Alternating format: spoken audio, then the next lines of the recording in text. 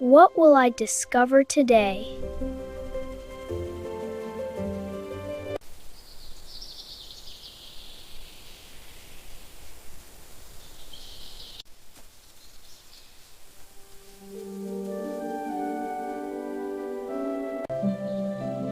These birds are traveling thousands of miles. But why would they go so far?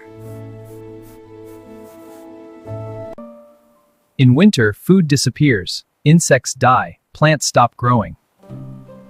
So they fly to warmer places where food is everywhere.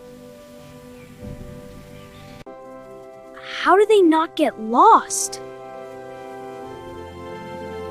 They use the sun, the stars, and even Earth's magnetic field. It's a long and dangerous journey. And somehow, they always find their way home. Every spring, birds come back to their home in the north because they need a safe, warm place to build their nests. Wow! Look at all these birds! Fly high, beautiful creatures! So now you know, birds migrate because of food, warmth, and their babies. They use stars, rats.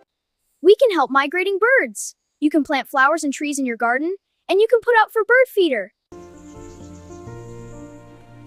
See you in the next discovery.